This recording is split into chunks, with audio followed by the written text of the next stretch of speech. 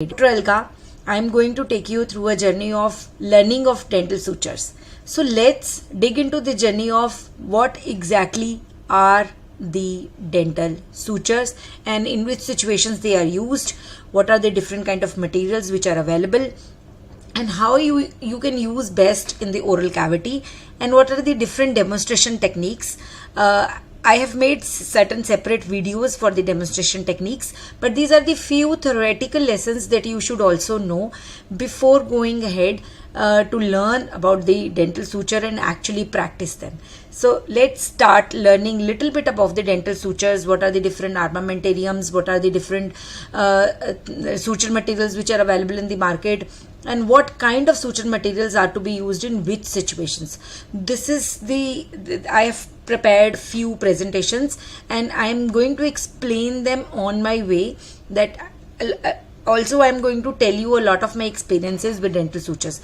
I am a maxillofacial surgeon. I am using sutures for the last 15 or 16 years and I have fairly used each and every suture material, and I can safely say that if you follow these guidelines there won't be any problem. You can easily do suturing in oral cavity without any difficulty.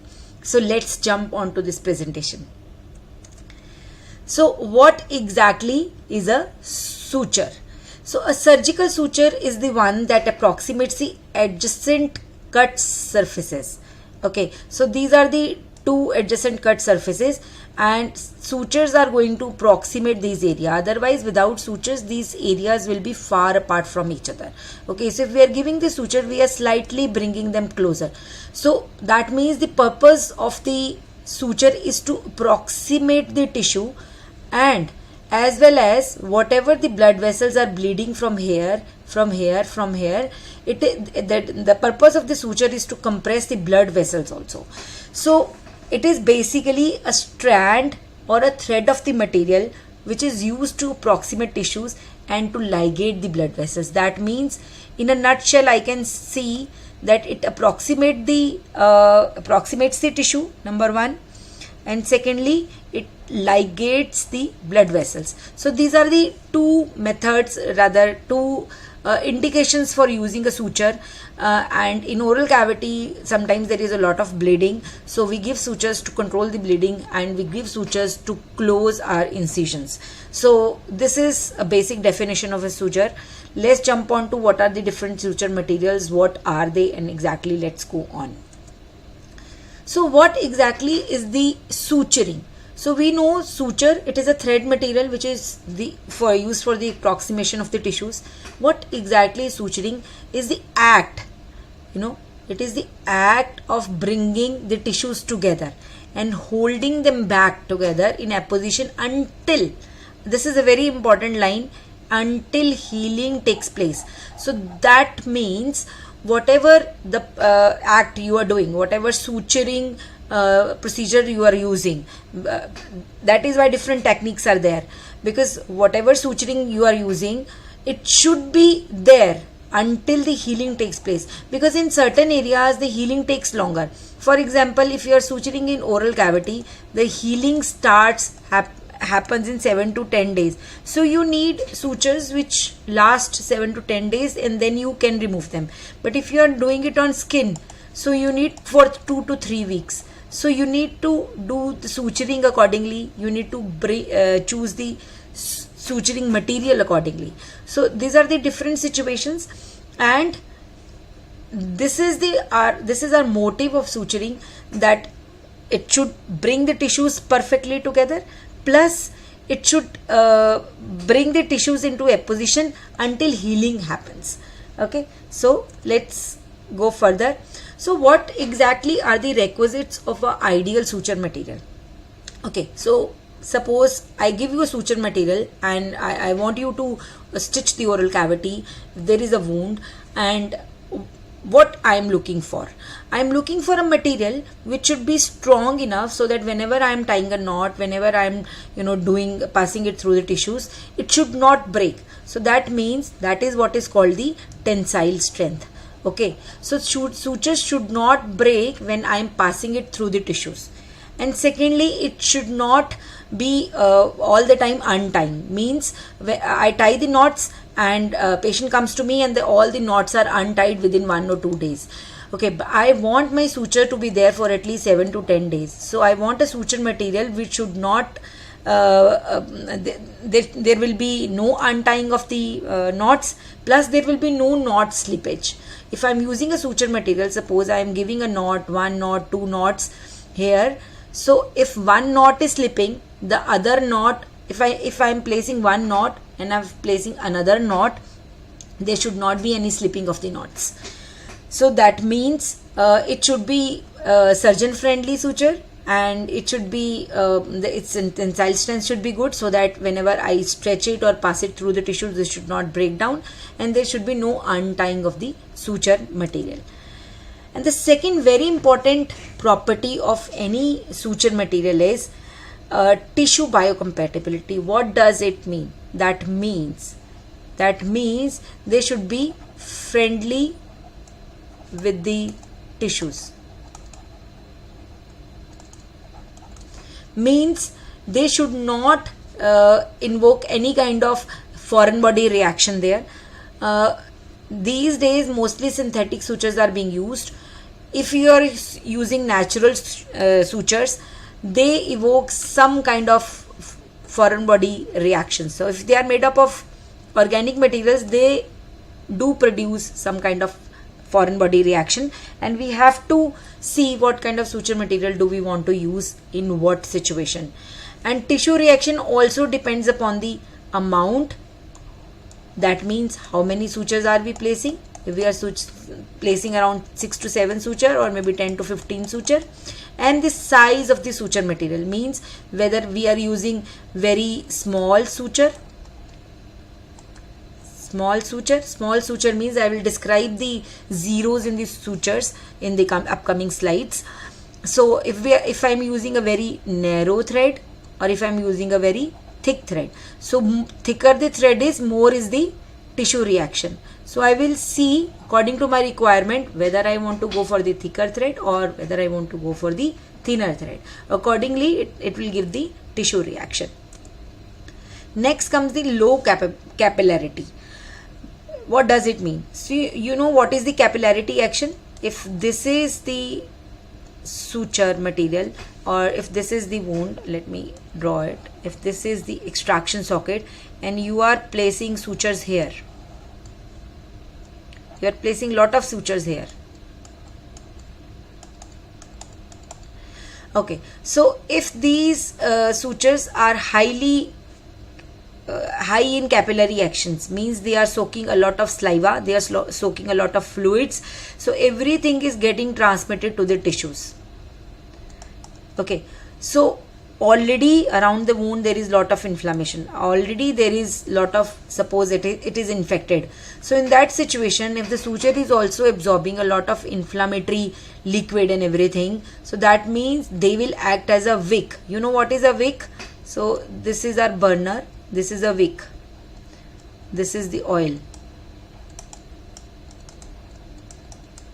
So these suture materials, they act as a wick. Rather they absorb lot of liquids, lot of foreign materials, lot of unhygienic products, and they transmit those liquids into the oral cavity or into the wound itself and make it difficult to heal. Rather it will increase the inflammation, it might increase the infection. So we have to be very careful while selecting a suture that it should have low capillarity action.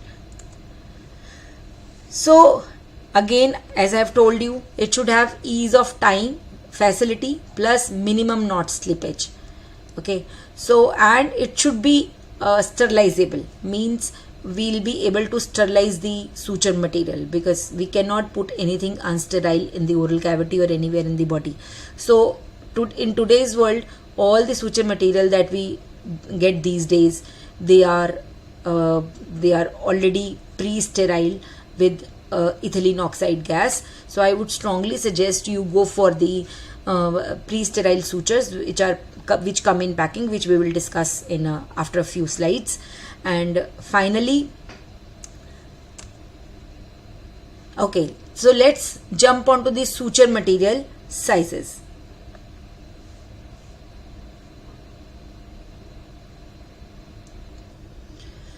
as long as the suture material sizes are concerned, so they come in a different sizes, and they come in different zeros, you must have seen there. So it comes from 5 to 12O. 5 to 12O. So number alone indicate the progressively larger sutures. Okay, so 5 number suture is very big, and 12O suture means it has big zeros of I'll show you in the next slide that.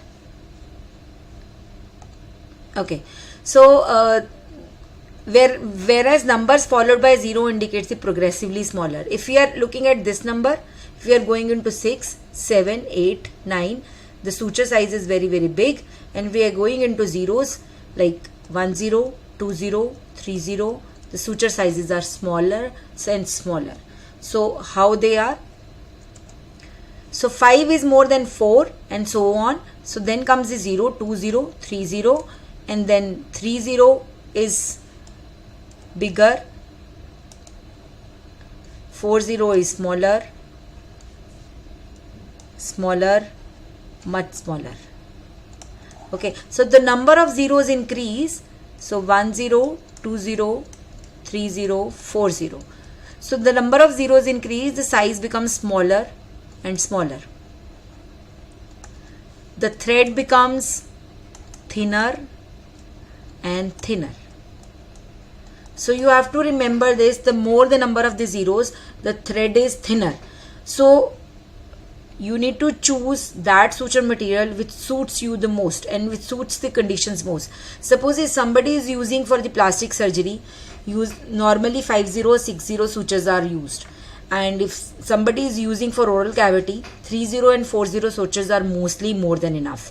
We do not go for 10. For 10 sutures and 20 sutures are usually used for the ligation of the arteries. In the even in 20 situation, 20 can also be used in the skin situations. So mostly in oral cavity, you can remember that we can use 30 and 40. So what exactly are our aims and goals of suturing? So I have already told you that suturing is to approximate the tissues, and secondly to ligate the blood vessels. So what do we want to achieve with the act of suturing? So that means we want to provide adequate tension of wound closure. So suppose this is the wound.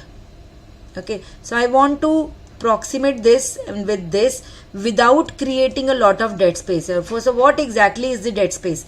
Dead space is the empty space which lies between the surgical site. So if I am giving the incision here and I am doing my work, suppose I am doing my work here, I am giving the incision here. So whatever the empty area that I am generating is the dead space. So the purpose of the suturing is to close the wound without any tension. What is tension? That we are not stretching the tissues, we are not tensing the tissues. So without any tension, we want to close that space and we want to eliminate the dead space also. This is our aim. Okay, and sometimes it is, sometimes it is not, but this is our aim, that we want to reduce the dead space as well as we want to close the tissues without any tension, without any pressure on the tissues.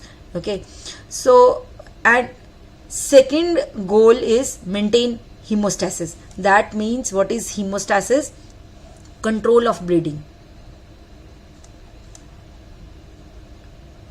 Suppose you are doing full mouth extractions.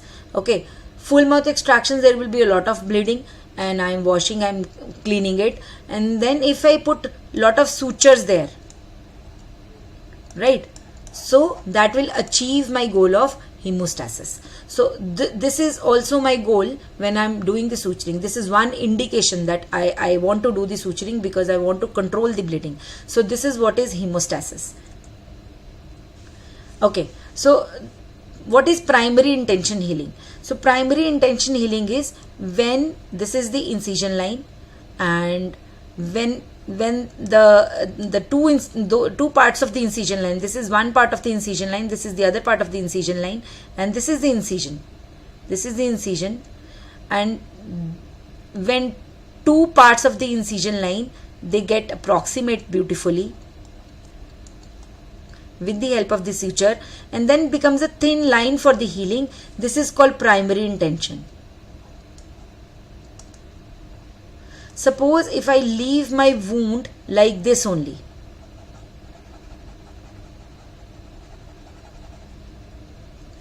so whatever healing now I am getting is secondary healing.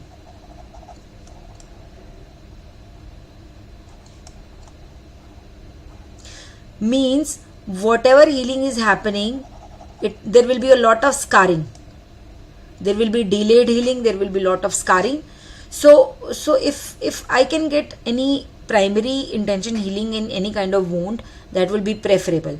Sometimes you do not get the primary intention healing. Suppose you're doing the extraction, and of course you cannot close these completely because there is a bony socket here. In that case, even if you give the sutures, you can bring the sutures still here without any tension, and here it will be primary intention plus secondary intention healing. It will be combined. Okay, so my aim is to do the suturing to motivate the primary intention healing as far as possible. Okay, so this is the goal of my suturing. Yes, to provide this support of the tissue margins until they have healed. So if I am doing a flap surgery, so these are the flaps. Okay, so let me do it again here. These are the flaps. Okay, so these are the margins of the flap. So what happens when the healing starts? There will be new tissue formations around these flap margins. So what I want to approximate these flaps so that they have healed, and then only I will remove the sutures. They support my tissues. Okay, so they give a lot of support to my tissues, and once they no longer need the support, I can remove them. This kind of suture material, this kind of suturing I want to do. Okay, so and reduce, what is the aim of my suturing? Reduce post-operative pain. How is that possible with suturing is, see, if I am doing an extraction, if I have given a cut, incision, if I am leaving it like this without suturing, so what will happen? This wound will start healing with secondary intention. And if you read about secondary intention, you will see that there is lot of inflammation that happens during secondary inflammation. Lot of inflammation. And what is the cardinal sign of the inflammation? Pain. So more inflammation,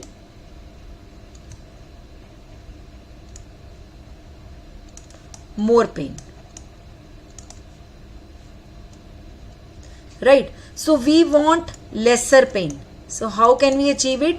We can approximate these margins, and suppose if we can primarily close it, so that wound will be converted into a primary intention healing wound. And suppose if I cannot close it, at least I can slightly approximate it so that my post-operative pain is less. Secondly, post-operative pain is less because less foreign bodies are going to enter into this. Okay, so suppose if this is an extraction socket, I have given the sutures, I have given the figure of 8 sutures, right? I have given figure of 8 suture. So whatever patient is eating, it is not entering into my socket. Whatever is entering into my socket, it is basically a threat to my socket, and it is going to do a lot of problem for my socket. So I do not want anything to enter. So these figure of 8 suture will give a lot of protection to my extraction socket, and eventually it will lead to the decreased post-operative pain. Prevention of the bone exposure causing delayed healing and necessary desorption. Suppose if you are doing an extraction of a lower molar. So this is the extraction socket that you will get. So this is the furcal bone, lower molar. So if this is extremely big wound, so if I am giving here my figure of 8, so this furcal bone is protected. It is not exposed to the external trauma. It is not exposed to all the fluids of the oral cavity. It is not exposed to all the food particles, and it is protected. So once this healing happens, I can remove my sutures and my bone is protected. Suppose if I'm doing a upper 6 extraction.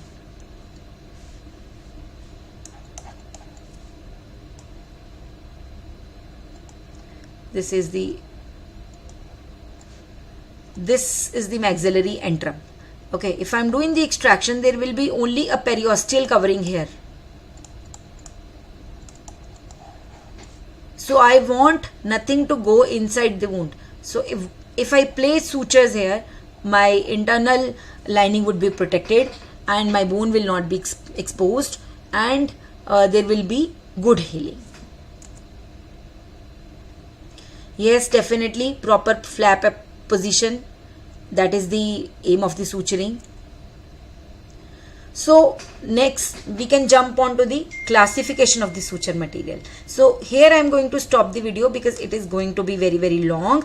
So I want to give these videos in a short format so that you can see it as per your convenience. So I am putting this classification into the next video.